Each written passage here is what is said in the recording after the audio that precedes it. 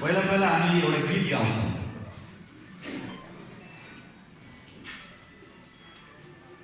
जुन ठाउँ शोषण हुन्छ त्यो ठाउँ झापा हुन्छ, शोषित मान्छे जो हुन्छ त्यो झापाली हुन्छ। त्यही गीत गाएर हामी त्यस बेलाको कोअर्डिनेसन केन्द्र नेकपा माले हुँदै नेकपाको यो ठाउँसम्म मेरो यात्रा आइपुगेको छ। म फेरि आज झापा जिल्लाको सबैभन्दा पूर्वी भेग जहाँबाट नेपालको सूर्योदयको आरम्भ हुन्छ त्यही ठाउँमा म फेरि के भन्न आएको छु भने जुन ठाउँ शोषण हुन्छ त्यो ठाउँ झापा हुन्छ, शोषित मान्छे जो हुन्छ त्यो झापाली हुन्छ भन्ने सन्देश बोकेर फेरि आएको छु। किनभने अहिले देश एक प्रकारले भन्यो भने रोइरहेको छ। प्रधानमन्त्री हिजो हाम्रो पार्टीका अध्यक्ष रहेका मानिस यही जिल्लाका केपी शर्मा ओलीबाट संविधानको गलत व्याख्या अथवा अपव्याख्या गरेर संविधान विपरीत ढङ्गले संसदको विघटन गरेर मुलुकलाई फेरि पछाडि दिशामा फर्काउने जो असंवैधानिक अलोकतान्त्रिक कदमले आज देश जस्तो एउटा चाहिँ अँध्यारो सुरुङभित्र फेरि प्रवेश गर्न खोजिरहेको छ, त्यो अँध्यारो सुरुङबाट उज्यालोतर्फ फर्काउने कर्तव्य हामीले यहीँबाट आरम्भ गर्नुपर्छ। झापालीबाट नै यो कुरा सबभन्दा पहिला बुझ्नुपर्छ र यसलाई फर्काउने चेष्टा पनि यहीँबाट सुरु गर्नुपर्छ। म यो अपिल पनि गर्न चाहन्छु।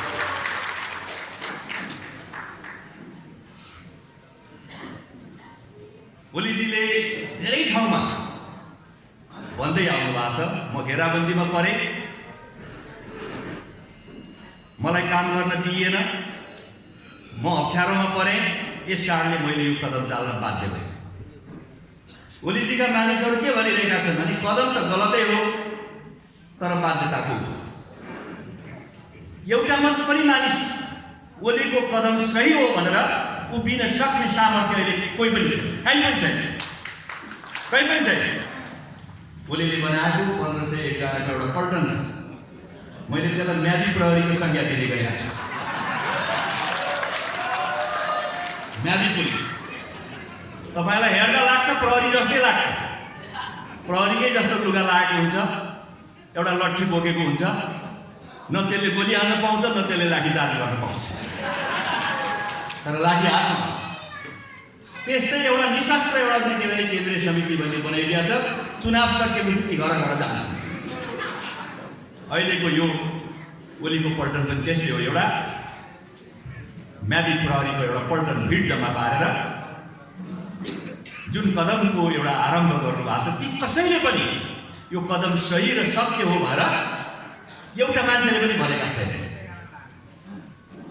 केवल यसको वकालत र उफ्रिने काम केवल ओलीजी मात्रै गरिरहनु भएको छ, अरू कसैले यसको पक्ष पोषण गर्न सकिरहेका छैन। त्यस हुनाले म यहाँ के भन्न चाहन्छु भने मलाई त्यो सत्य हो कि होइन, म त्यसका केही सिलसिलाबद्ध केही कुराहरू राख्न चाहन्छु। 64 सालको असोज 17 गते अचानक फोन आयो, बिहान 8 बजे स्थायी कमिटीको बैठक पछि आउनु होला।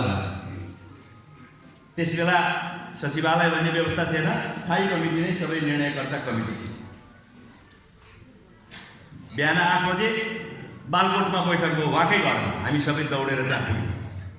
उहाँले के भन्नु भने अस्ति हामी भाइ के अरे दसैँको टिकाको दिन 2 भाइ बसौँ, म र प्रचण्ड, हामीले पार्टी एकता सहित गर्ने गरी चुनावमा संयुक्त मोर्चा भएर चुनाव लड्ने निर्णय गऱ्यौँ र सूर्य चिन्हमा चाहिँ उहाँहरू पनि चुनाव एउटै बनाएर लड्ने घोषणा गर्नुभयो, सहमति हुनुभयो। 40-60 को रेसियोमा एकता गर्ने निर्णय गर्यो।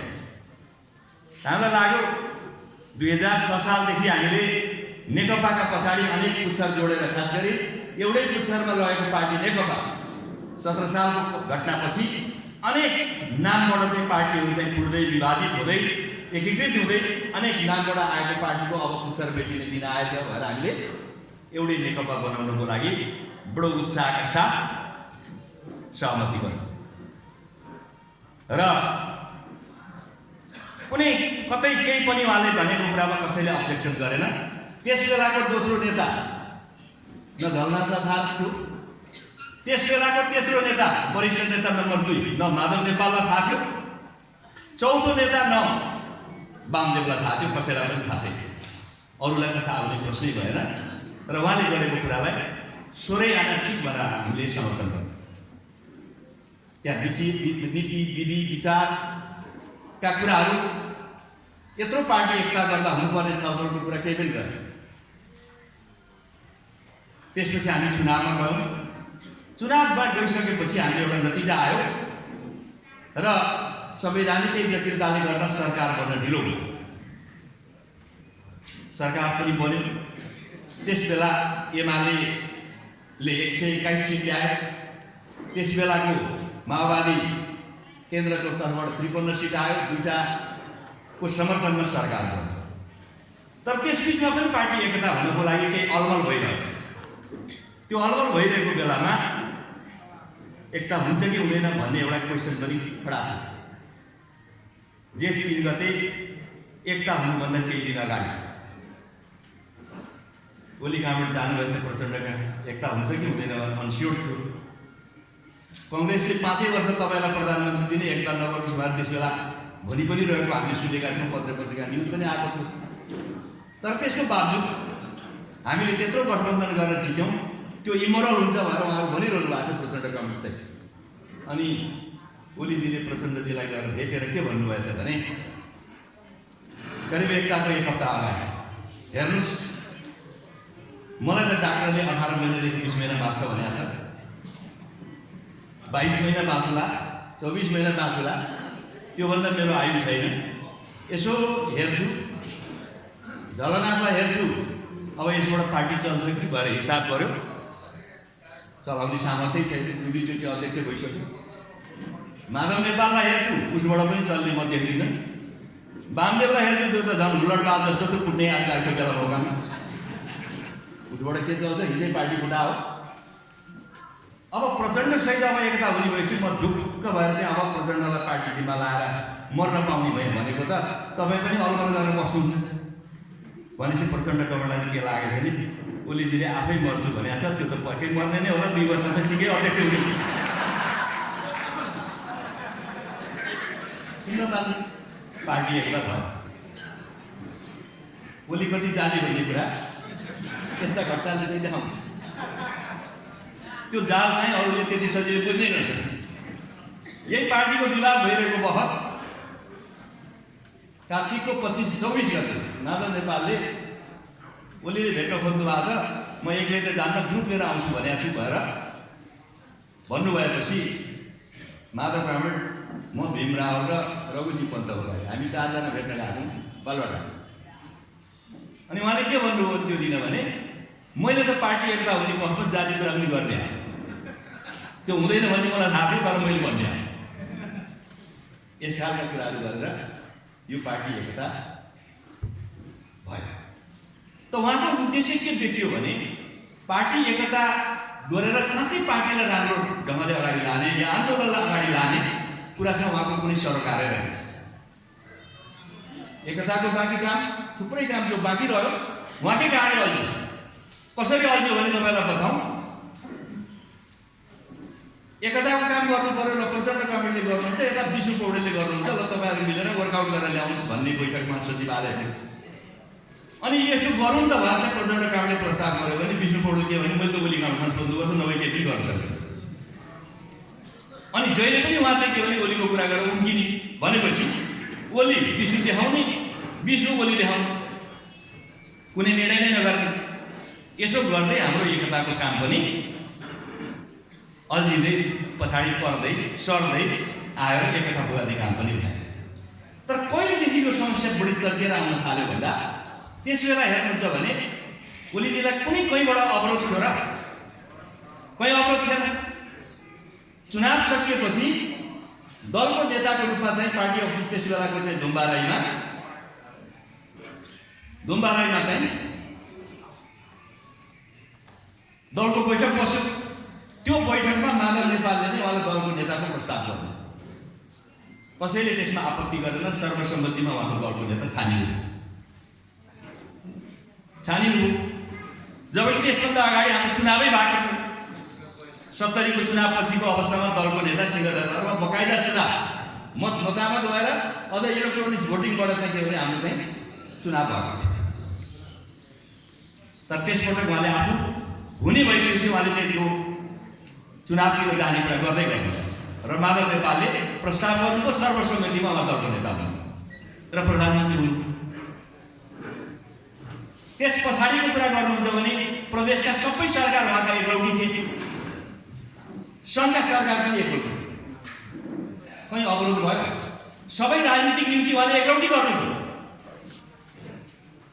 वामदेवले केही समय अगाडि उहाँले भन्नुहुन्थ्यो एउटा मापदण्ड बनाएर काम गर्नु न कामरेड, जसलाई मलाई त्यसलाई चाहिँ बुझबाट निकालेर राजदूत फलाना फलाना किन गर्ने, एउटा विधिमा चाहिँ पार्टी हिँड्नु भन्दा ओलीजीले के भन्नुभयो भन्दा म कुन मापदण्डले यहाँ आइपुगेँ, तिम्रो बनाएको मापदण्डले म यहाँ आएको, म आफै आइपुगेँ। अनि मैले बनाएको त त्यो मापदण्ड भइगयो, मैले जग्गा लाग्नु त्यो मापदण्ड भएन।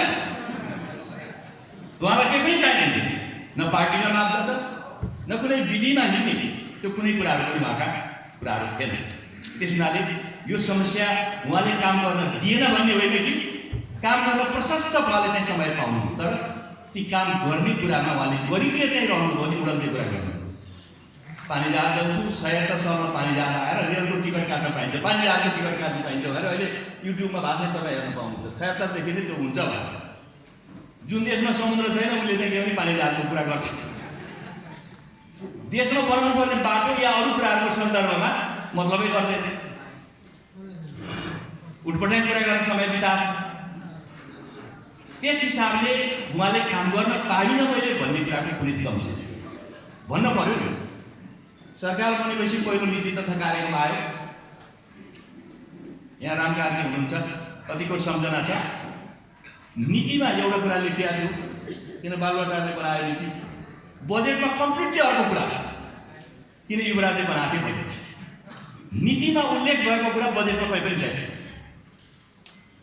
त्यस बेला संसदमा ओलीकै भनिने मानिसहरूले बरु चर्को विरोध गरे, यो नीति र चाहिँ कार्यक्रम यो बजेट मिलेन भनेर। यो वर्ल्ड ब्याङ्कको निर्देशनमा लेखा बजेट भनेर पनि धेरैले आलोचना गरे। तर हामी नै थियौँ जसले पार्टीमा बवाल गर्नु हुँदैन, मिलाउनु पर्छ भनेर बजेट पास गरिदिउँ भनेर सकारात्मक कुरा गरेर बजेट पास गरिदिने भूमिका हामीले खेलेका थियौँ। त्यसको डिफेन्ड गरेर बोल्ने काम हामीले गरेका थियौँ।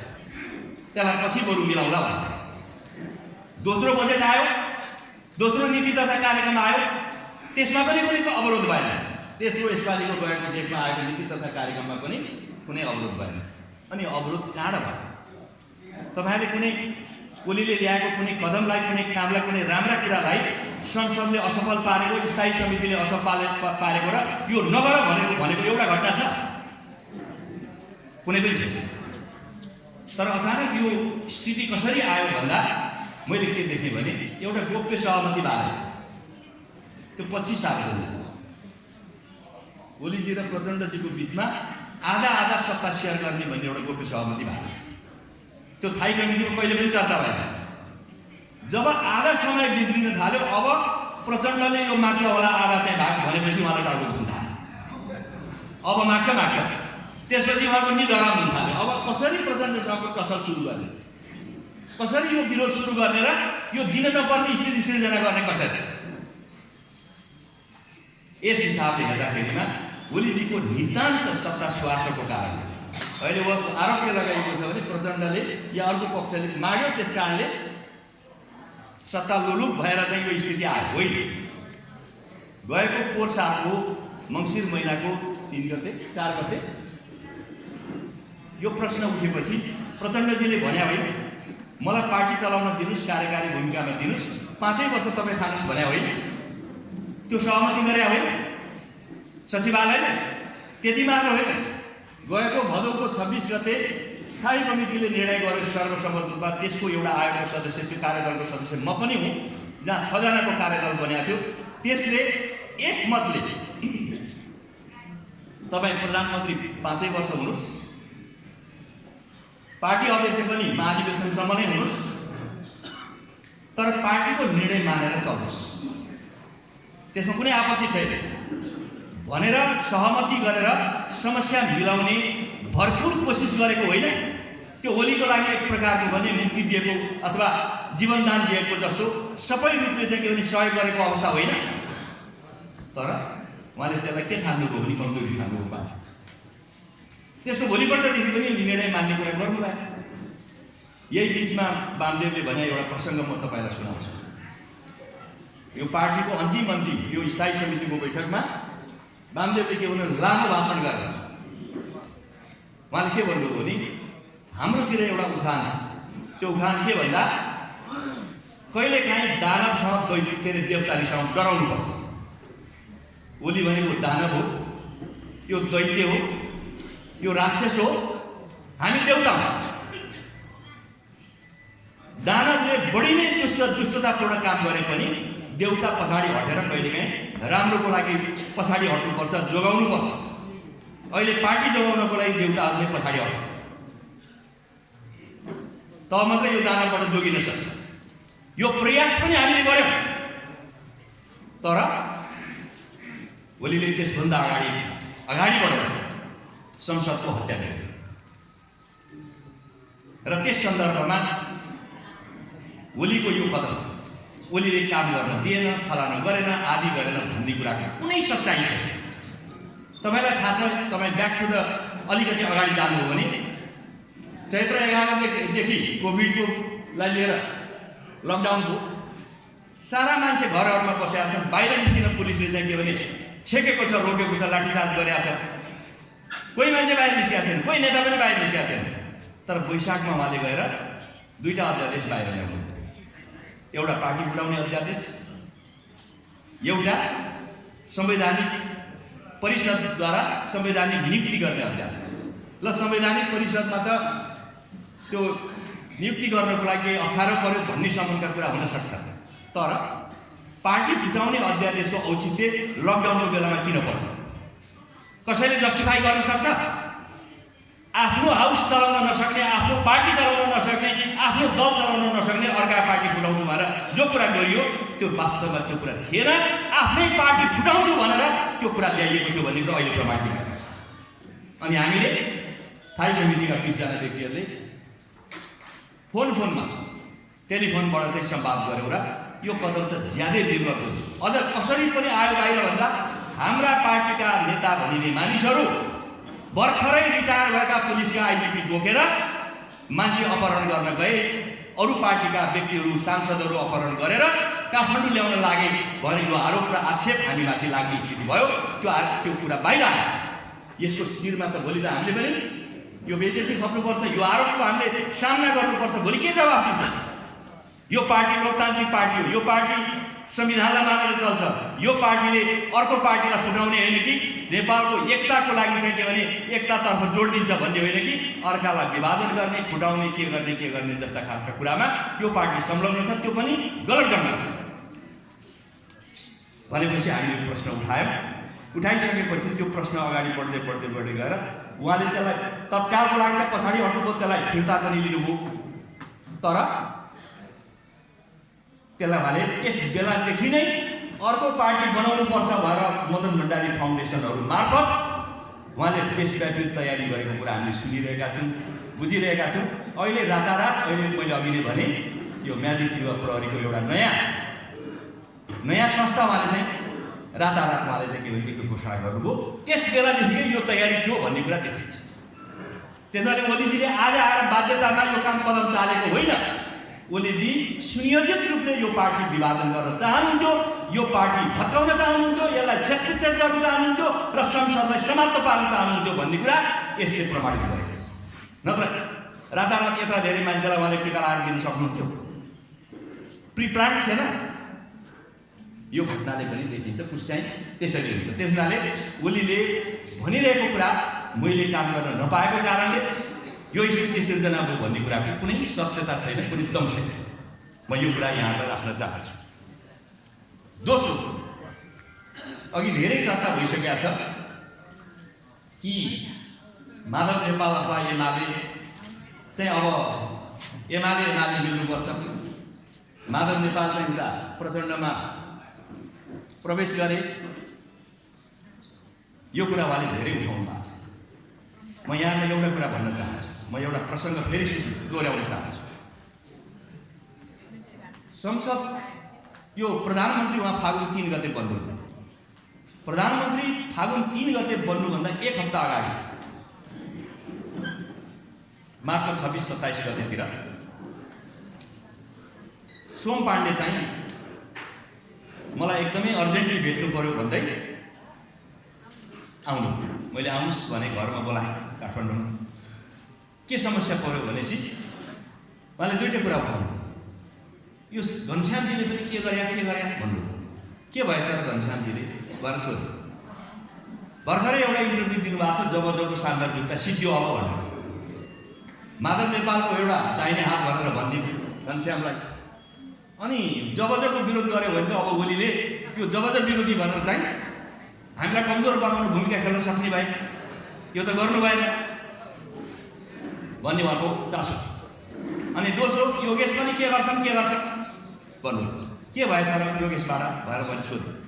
अनि उहाँले के भन्नुभयो भने भर्खरै उहाँले एउटा इन्टरभ्यू दिनुभयो, अब बुढाखाडा नेताको दिन गए यो भने माधव नेपाललाई भने अब उहाँ माधवको चाहिँ मान्छे भन्नुहुन्छ, यस खालको इन्टरभ्यू दिनुहुन्छ, यस खालको कुराहरू गर्नु। अनि मैले भने त्यसको 1 दिन अगाडि मात्र शीतल निवासले एउटा भोजको आयोजना, बेलुका खानाको आयोजना गरेको थियो, त्यो मलाई जानकारी थियो। ए सोमजी, तपाईँले जोगाएर यो जबरजस्त जोगिन्छ, तपाईँलाई बनाएको यो यसको कसरी घटनाक्रममा यो जबरजस्त बन्यो तपाईँलाई थाहा छ।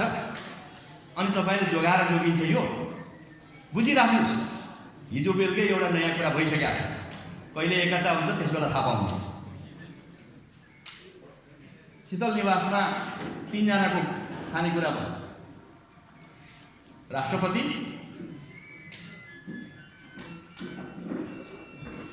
ओलीजी र प्रचण्डजी 3 जना बसेपछि राष्ट्रपतिजीले के भन्नुभएछ भने ओलीजी प्रधानमन्त्री हुनुहोस्,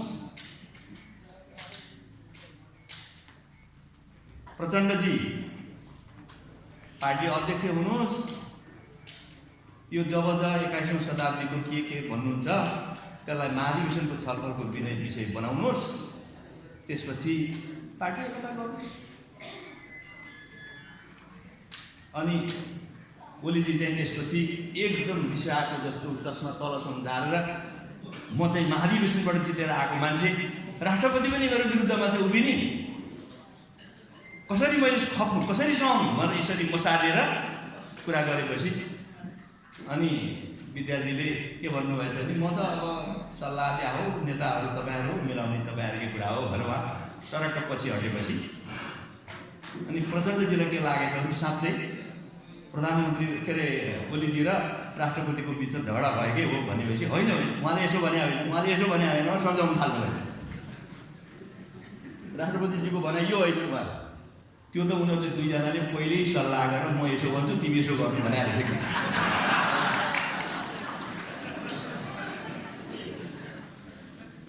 त्यसपछि त्यही दिन 2टा अध्यक्ष बनाउने विचार पारे।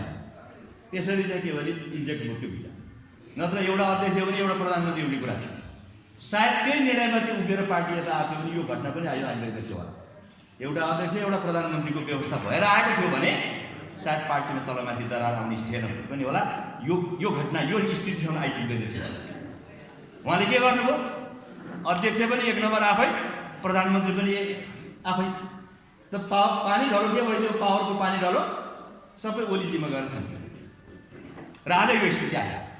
त्यस हुनाले अघि नै धेरै चर्चा चलेको छ, ओलीजी पूर्ण रूपले पावर एक्सर्साइज गर्ने र उहाँमा यस्तो ढङ्गले विकसित भयो कि सत्ताको अतृप्त भयो।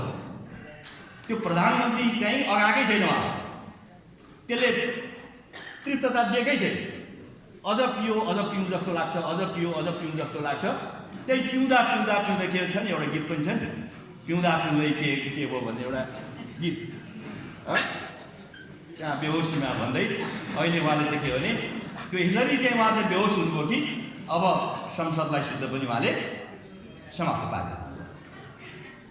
त्यसैले ओलीजीका यी कदमहरू भोलि सबै कुराहरू उदासीनै छन्, यो कुनै कुरा गोप्य रहने छैन। र तेस्रो कुरा, अहिले अदालत या अरू या निर्वाचन आयोगको प्रसङ्गमा पनि धेरै कुराहरू उठाएको छ। यहीँ पनि कुरा उठाएको छ यो प्रवेश फलाना प्रवेश होइन। वास्तविकता के हो भने ओलीजी हिजो नै जतिखेर एमालेको अध्यक्ष हुनुभएको थियो त्यही बेलादेखि नै उहाँले विधिवत गर्न थालिसक्नु भएको छ। एमाले भित्रको जो परम्परागत रूपले चल्दै आएको विधि प्रक्रिया थियो त्यसलाई भत्काउन उहाँले सुरु गरिसक्नु भएको थियो। त्यसलाई उहाँले ध्वस्त गर्न थाल्नु भएको थियो र यो एकता गरिरहँदाखेरि म ओलीले चालेका कदमलाई तपाईँहरू हेर्नुहोस् त। म पहिला जन्मेको धादिङ, अहिले म चितवनको प्रतिनिधि हुँ। धादिङमा एउटा घटना भएको थियो कि धादिङमा के घटना भएको थियो भने एकजना सोझो मान्छे पञ्चायतका चाहिँ सभापति थिए, जिल्ला पञ्चायतका। यसलाई कसरी ठेगान लाउने भनेर पञ्चायतले के गरेछन् भने उनको गाउँलाई चाहिँ लगेर सरसभा मिलाइदिए, उनको राजनीति सधैँलाई सिकाइदिए। ओलीजीले के गरे भन्दा हिजो साबिकमा एमाले हुँदाखेरिमा हाम्रो त्यस बेला त चुनाव लडेर हामी चाहिँ जिताएर हुन्थ्यो। माधव नेपालको पक्षबाट चुनाव जिते मान्छे भयो भने त्यो जिल्लामा अध्यक्ष नै अर्को पक्षलाई छोडिदिने, माओवादीलाई छोडिदिने। आफ्नो पक्ष छ भने मात्रै त्यो जिल्लामा अध्यक्ष दिने। त्यो रसोमा गाडिया चाहिँ सभापतिको जस्तो हालत बनाइदिने। भनेपछि यो चिजको आरम्भ त ओलीजीले हिजै गर्नुभएको थियो नि। हिजो यो झगडामा साबीको एमालेको झगडा चाहिँ बढी जिम्मेवार छ कि साबीको एक र अर्को पार्टीको बिचको झगडा बढी जिम्मेवार छ? र म यहाँलाई के भन्न चाहन्छु नि, ओलीले पक्षपात र दुर्व्यवहार गरेको कुरा त साबिक एमाले भित्र बढी होइन र? उहाँले अत्याचार त्यहाँ गरे होइन? अनि अहिले चाहिँ कुन माया लागिरहेछ? अहिले गाला चाट्ने कुरा गर्नुहुन्छ। त्यस कारण यी सबै कुरा चाहिँ भ्रमपूर्ण कुरा गरेर त्यसको पछाडि कोही पनि कार्यकर्ता नजानको लागि, त्यो भ्रममा नपर्नको लागि म आग्रह गर्न चाहन्छु। वास्तवमा ओलीजीले कुनै पार्टी बनाउन खोजेको कुरा पनि होइन।